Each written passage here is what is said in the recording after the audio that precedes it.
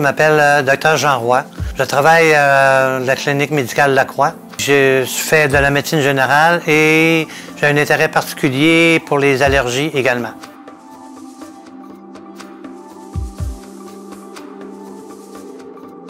Une allergie, c'est une réponse différente de notre système immunitaire lorsqu'on est exposé à certains produits, certains aliments, certains pollens respiratoires ou parfois certains aliments ou, l'exemple, des piqûres d'insectes.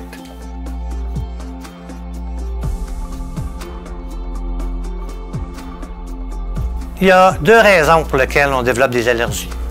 Un, il y a le mode de vie qui a beaucoup changé depuis certaines années. On consomme beaucoup plus de nouveaux produits. On a la pollution atmosphérique.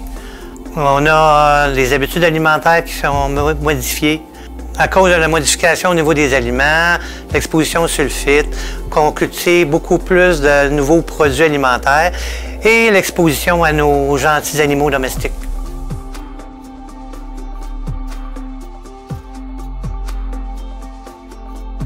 C'est évident qu'il y a certaines personnes qui ont plus d'incidence de développer des allergies, c'est-à-dire qu'il y a toujours le côté héréditaire.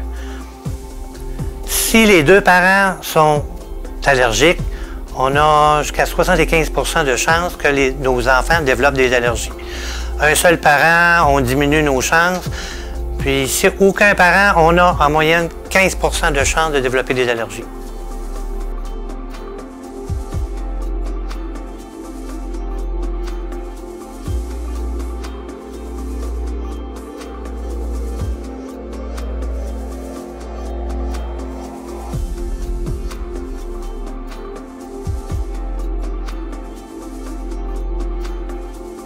C'est sûr qu'il y a une différence entre les allergies au niveau respiratoire et les allergies alimentaires.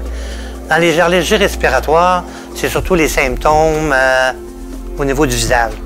Le prurite oculaire, les rougeurs au niveau des yeux, l'écoulement nasal, prurite nasal aussi, et également les réactions au niveau pharyngé pour des engourdissements du prurite et souvent aussi des réactions de rougeur au niveau du corps et d'édème au niveau du visage.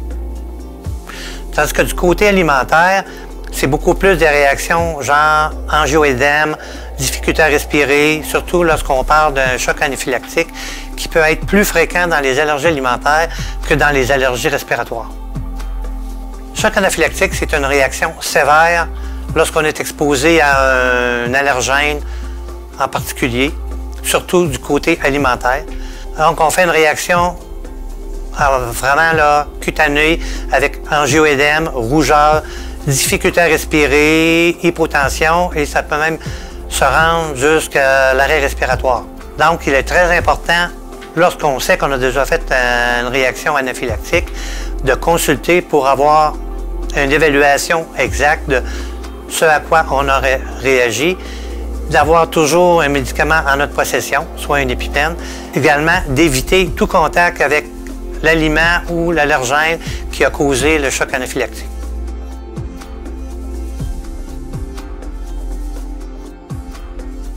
Le traitement d'allergie est différent selon qu'on parle d'allergie respiratoire, les pollens et les acariens, ou d'allergie alimentaire. Dans les allergies alimentaires, le seul traitement actuel, c'est éviter tout contact avec l'aliment en question. Il n'y a pas de traitement de désensibilisation.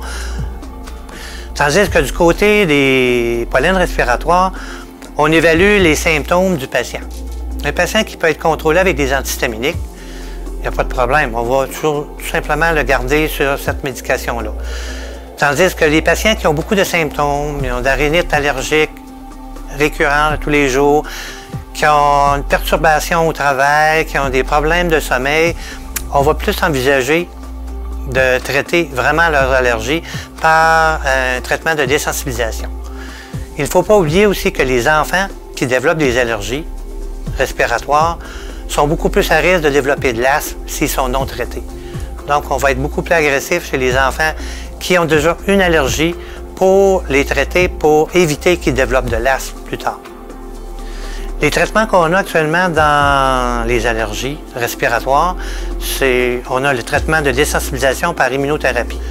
Tandis que pour les pollens respiratoires, tout dépendant de nos allergies, on peut faire un traitement pré-saisonnier. Exemple, quelqu'un qui est allergique au bouleau et les arbres, on va faire un traitement pré-saisonnier d'injection sous-cutanée, une période de 10 semaines, une injection par semaine pendant 10 semaines avant le début de la saison du pollen. Et on va répéter 3 années de suite. Taux de succès d'à peu près 85 à 90 %. On peut faire la même chose avec la période des graminées ainsi que de l'herbe à poux. Pour le traitement d'immunothérapie, il est toujours recommandé de faire ça dans un endroit où il y a une infirmière ou une allothérapeute ainsi qu'un médecin pour la surveillance. C'est la recommandation que l'on retrouve. Le patient peut aller dans un CLSC ou voir son médecin de famille à condition qu'il y ait toujours un médecin sur place et une infirmière. Ce sont les recommandations pour le traitement.